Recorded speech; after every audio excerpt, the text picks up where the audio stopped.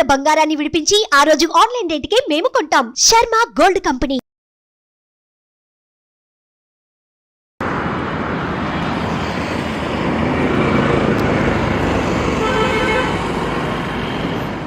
తెలంగాణ దాటి కర్ణాటకలో అడుగు పెట్టబోతున్నాము. ఇక్కడి నుంచి కర్ణాటక లిమిట్ స్టార్ట్స్. ఇక్కడ వెల్కమ్ బోర్డు చూస్తున్నాం మనం. నమస్కారం, welcome to temple tour with Gitanjali.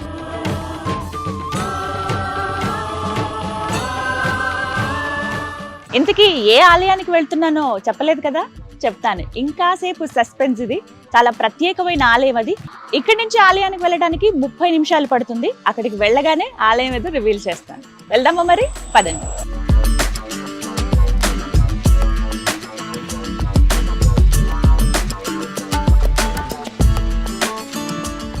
ఇక వెయిటింగ్ ఓవర్. ఏ ఆలయ దర్శనం కోసం నేను వచ్చేసానో మీకు ఆల్మోస్ట్ అర్థమైపోయింది కదా. కర్ణాటక బీదర్లో ఉన్నటువంటి శ్రీ ఝరణి నరసింహస్వామి వారి దేవాలయం.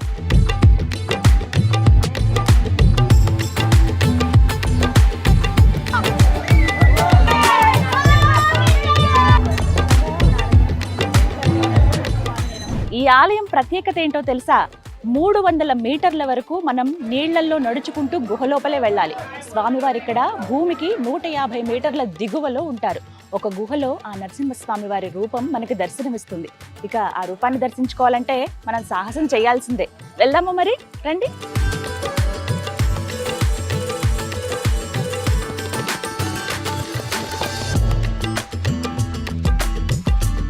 మనం మెయిన్ రోడ్ దగ్గర నుంచి మెట్లు దిగి ఆలయం దగ్గరికి వచ్చాం. ఇంకొక మార్గం కూడా ఉందని చెప్పాను కదా, అది ఇదే దారి. పార్కింగ్ కి కింద చాలా ప్లేస్ ఉంటుంది, అక్కడ వెహికల్స్ పార్క్ చేసుకోవచ్చు.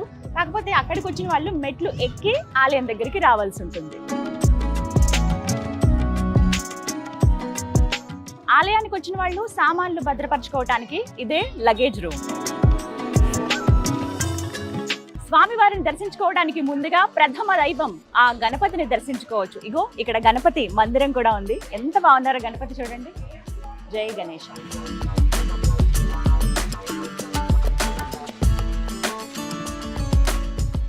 ఆ మహాగణపతిని దర్శించుకున్న తర్వాత స్వామివారి దర్శనానికై ఇలా గుహ లోపలికి వెళ్లాల్సి ఉంటుంది. ఇదే ఆ మార్గం. నమో నారసింహ. బీదర్ చుట్టుపక్కల ప్రాంతాల ప్రజల ఆచారం ఏంటో తెలుసా? నూతన వధూవరులు వివాహమైన వెంటనే స్వామివారి దర్శనం కోసం ఖచ్చితంగా వస్తారు. ఆ శ్రీ మహావిష్ణువుకి ఎంతో ఇష్టమైనది అతి పవిత్రమైన తులసి. ఆ మహావిష్ణు రూపమైన నారసింహుడి ఎదురుగా ఇక్కడ ఆ తులసి కోటను మనం చూస్తాం. ఇక్కడే ప్రదక్షిణాలు చేస్తూ ఉంటారు. అలాగే లోపలికి కొబ్బరికాయలు, అలాగే పూలు, అగరబత్తి ఏవి అనుమతించరు. అందుకే ఇక్కడ తులసమ్మ వారి దగ్గరే ఈ కొబ్బరికాయని కొట్టి అగరబత్తిని వెలిగించి ఆ పుష్పాలను అమ్మవారికి సమర్పించి లోపల దర్శనానికి వెళ్ళాలి.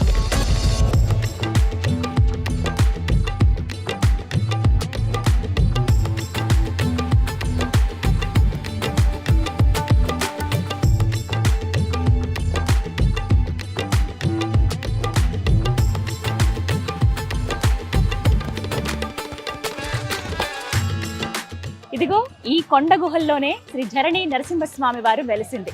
ఇది మానవులు తొలచిన కొండ కాదండి, స్వయంగా ఆ స్వామి వారే వెలిసినటువంటి కొండ. ఈ స్థలానికి ఒక పురాణ గాథ కూడా ఉంది, అది కూడా వివరిస్తాం. ఇక్కడ స్వామివారిని దర్శించుకోవాలంటే నీళ్లలో తడుచుకుంటూ వెళ్లాల్సిందే. ఆ తడి వస్త్రాలతో మళ్ళీ వారు వచ్చిన ప్రాంతాలకు వెళ్ళలేరు కాబట్టి ఆలయ కమిటీ వారు ఇక్కడ చేంజింగ్ రూమ్స్ ని ఏర్పాటు చేశారు. ఆ నరసింహస్వామి దర్శనానికి వచ్చే భక్తులు ఇక్కడే స్నానాధికాలు ఆచరిస్తూ ఉంటారు. ఇలా నంది నోట్లోంచి వస్తున్న ఈ నీరు ఉంది చూసారా? ఈ నీరు స్వయంగా ఆ నరసింహస్వామి వారి పాదాల చెంత నుంచి వస్తున్నది.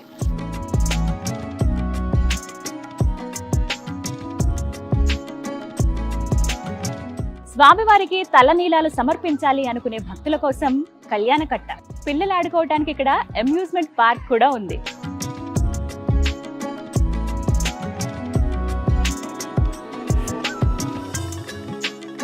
ఆలయం లోపలికి ప్రవేశించడానికి టికెట్ తీసుకోవాల్సి ఉంటుంది. ఇక్కడే టికెట్ కౌంటర్. అలాగే మరిన్ని వివరాలు ఏమైనా తెలుసుకోవాలి, ఆలయం గురించి ఏమైనా విశేషాలు తెలుసుకోవాలనుకుంటే ఆఫీస్ రూమ్ కూడా ఇక్కడ అందుబాటులో ఉంటుంది.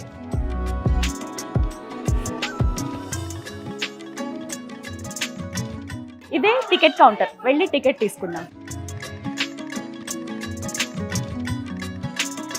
ఎస్, టికెట్ తీసుకున్నాము, లోపలికి వెళ్ళొచ్చు. ఇక్కడ ఆలయం వేళలు చాలా క్లియర్ గా రాసి ఉంచుతారండి, మనం చూడొచ్చు. సోమవారం అలాగే శనివారం మాత్రం ఉదయం 8 గంటల నుంచి పూర్తిగా ఆలయం తెరిచే ఉంటుంది సాయంత్రం వరకు. అయితే మంగళవారం నుంచి అలాగే శుక్రవారం వరకు అలాగే ఆదివారం నాడు ప్రత్యేక వేళల్లోనే ఆలయం తెరిచి ఉంటుంది. మధ్యాహ్నం వేళ 2 గంటల పాటు మూసివేస్తారన్నమాట. టికెట్ నా చేతిలో ఉంది, వెళ్ళి ఎప్పుడెప్పుడు ఆ స్వామిని చూద్దామా అని ఉంది. వెళ్ళిపోదామా మరి, రండి.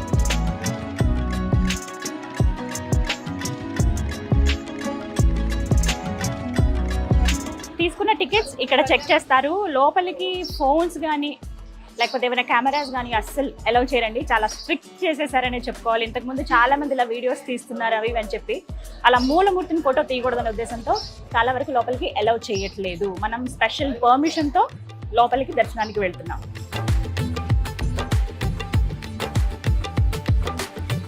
స్వామివారి దర్శనానికి వెళ్లే ముందుగా మనం ప్రథమ దైవం ఆ గణపతిని దర్శించుకోవాలి. ఇగో ఇక్కడ కనపడుతున్నారు చూడండి, ఎంత ముద్దుగా కూర్చుని ఉన్నారో. వచ్చిన భక్తులందరికీ ఆశీర్వాదాలు అందించేందుకు. జై గణేష్.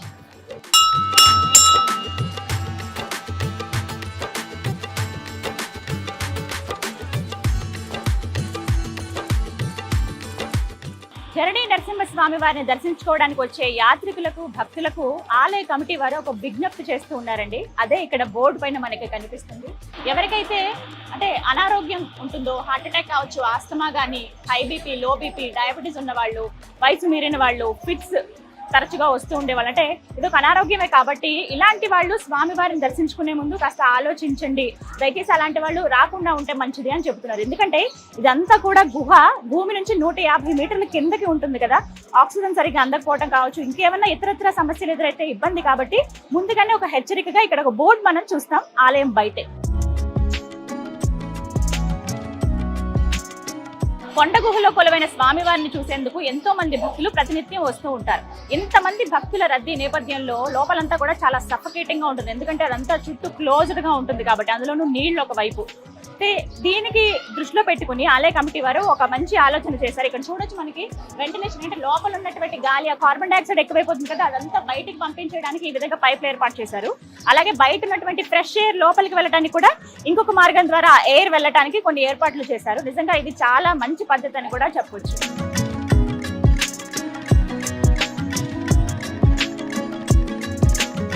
ఇదే ఆలయంలోకి ప్రవేశించడానికి ప్రధాన ద్వారం. స్వామివారికి మనస్ఫూర్తిగా దండం పెట్టుకుని లోపలికి వెళ్దామా? నమో నారసింహ.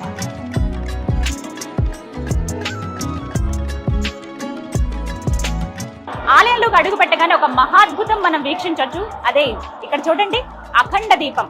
1000 సంవత్సరాలుగా ఈ దీపం వెలుగుతూనే ఉంది. ఇప్పటికీ ఆలయానికి సంబంధించిన వాళ్ళు ఒకటే చెప్తూ ఉన్నారు, ప్రతినిత్యం ఈ దీపం వెలుగుతూనే ఉంటుంది.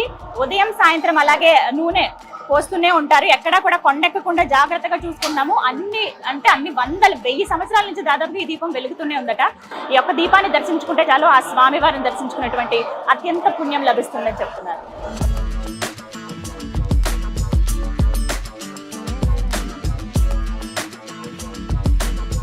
ఇక్కడ లోపలికి వెళ్లే కన్నా ముందే ఇక్కడ మనకి లక్ష్మీ నారసింహుడు ప్రహ్లాదుడితో సహా ఇక్కడ దర్శనమిస్తారు. సాలిగ్రామ మూర్తి ఇక్కడ మనం ముందుగానే దర్శించుకోవచ్చు. నమో లక్ష్మీ నారసింహుడు.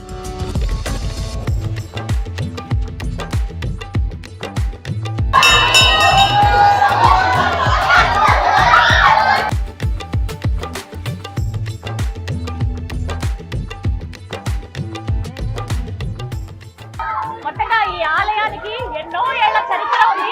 నిజంగా అద్భుతమైన ఆలయం అండి.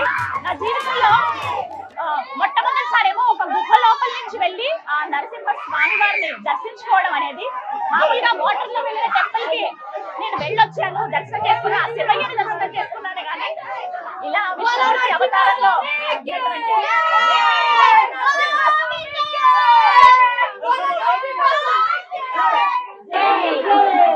ఎంత ఆనందమో చూడండి. మామూలుగా ఎక్కడికైనా పిక్నిక్లకి వెళ్ళినప్పుడు, ఎక్కడికైనా సరదాగా కుటుంబంతో వెళ్ళినప్పుడు బాగా ఎంజాయ్ చేస్తూ ఉంటారు. కానీ ఇక్కడైతే ఆ దైవ దర్శనానికి వచ్చి ఎంత అద్భుతంగా స్వామిలో లీనమయ్యి జై నారసింహ, జై జై నారసింహ అనుకుంటూ స్వామిని దర్శించుకోవడానికి వెళ్తూ ఉన్నారు. చిన్న చిన్న పిల్లలు, పెద్దవాళ్ళు, చాలా మంది, ఎంతో మంది భక్తులు వస్తూ ఉన్నారు. ఇక్కడి వరకు వాటర్ వచ్చినా వెళ్తూ ఉన్నారు. ఎంత చక్కగా మొత్తం పెళ్లి కూతురు పెళ్లి కొడుకు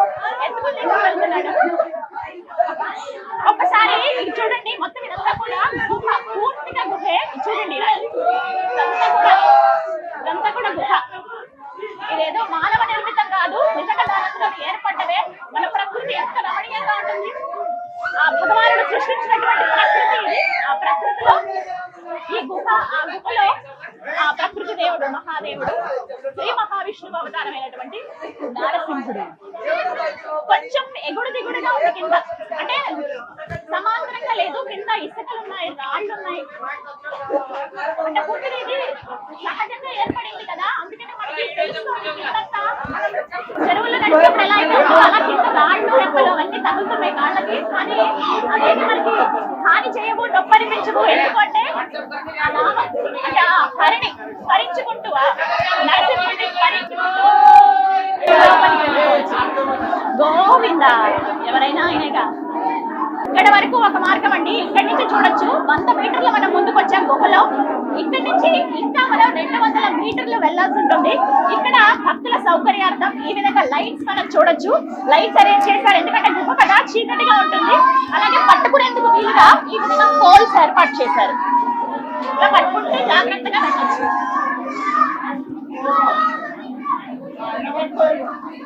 నమో నారసింహ నమో నారసింహ అనుకుంటూ ఆ స్వామిని తలుచుకుంటూ అలా ముందుకెళ్ళిపోవడమే.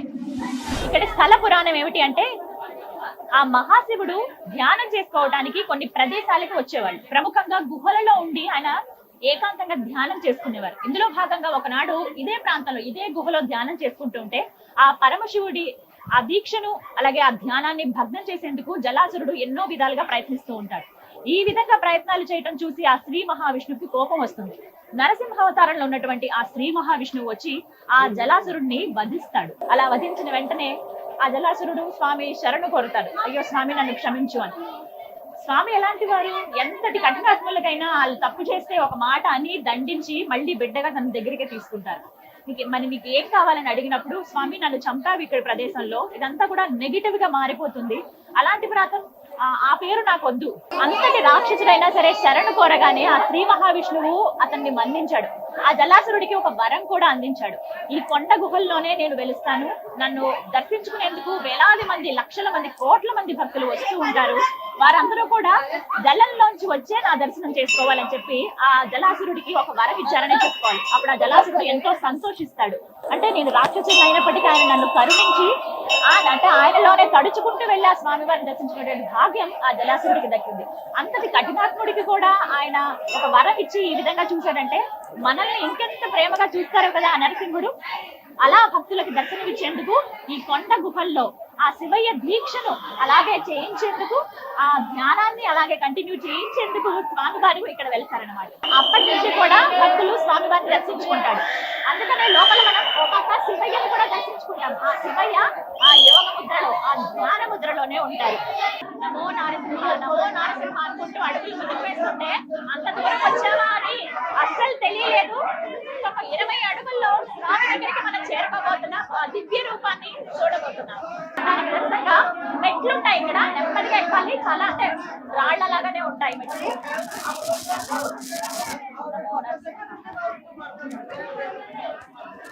క్యూ లైన్ ఉంటుంది. నీళ్ళలో నుంచి పైకి వచ్చిన తర్వాత ఇక్కడ చిన్న మలుపు ఏర్పాటు చేశారు. డైరెక్ట్ గా స్వామివారిని అలా చూసేయకుండా కాసేపు చూసే వీలుగా ఇక్కడ ఒక చిన్న క్యూ లైన్ ఏర్పాటు చేశారు. సో ఇక్కడ కూడా ఎక్కడ చూసినా ఆ స్వామి కనిపిస్తారు. ఇక్కడ కాసేపట్లో క్షణంలో స్వామిని దర్శించుకోవచ్చు.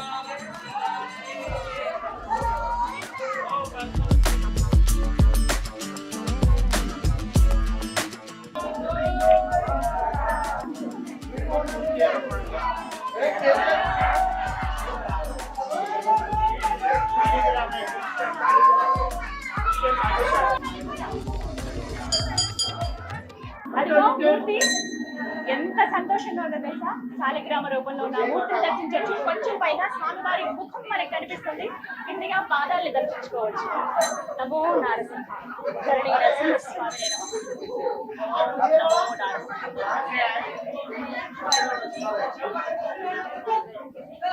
స్వామివారికి పక్కగానే ఆ శివయ్యను కూడా దర్శించుకోవచ్చు. చూడండి,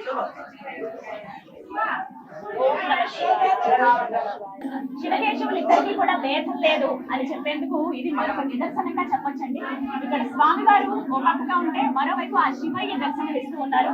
ఇద్దరిని ఒకేసారి దర్శించుకునేటువంటి మహద్భాగ్యం ఈ గుహలో. ఓం నమః శివాయ. ఓం నమః.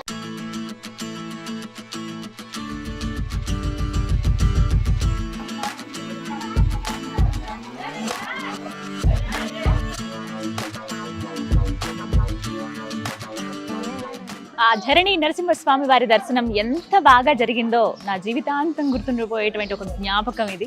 చాలా చాలా బాగుంది. మళ్ళీ మళ్ళీ చూడాలనుంది స్వామిని. ఆ మహద్భాగ్యం ఆయన ఇస్తే మరోసారి తప్పకుండా వస్తాను. దర్శనం బాగా జరిగింది. ఇక స్వామివారి ప్రసాదం లడ్డు. నమో నారసింహ.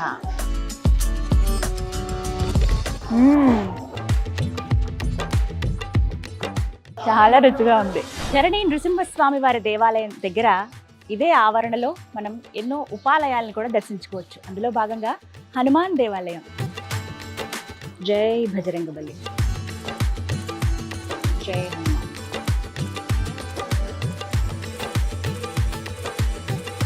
ఆలయ ఆవరణలోనే మనం చిన్ని శివలింగాన్ని దర్శనం చేసుకోవచ్చు.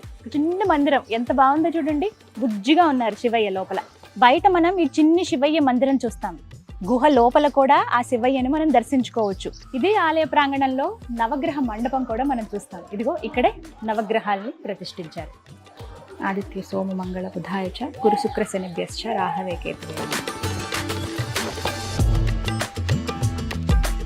మరోవైపున దత్తాత్రేయ స్వామి వారి మందిరం కూడా ఉంది. ఇదే ఆ మందిరం. దర్శనం ముగించుకుని మనం బయటికి వెళ్తూ ఉంటే ఇక్కడ ఎన్నో స్టాల్స్ మనకి కనిపిస్తాయి. ఇక్కడ ఎన్నో వస్తువులు అమ్ముతూ ఉంటారు. కావాల్సినవి కొనుక్కోవచ్చు.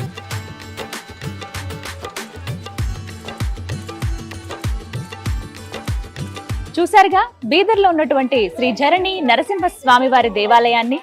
ఎంతో సుందరమైన దేవాలయం. మీ అందరికీ కూడా ఆ స్వామివారి దర్శన భాగ్యం కలగాలని కోరుకుంటూ మరో దివ్య ఆలయ సందర్శనంతో టెంపుల్ టూర్ విత్ గీతాంజలిలో మళ్ళీ కలుద్దాం. అంతవరకు సెలవు. నమో నారసింహ.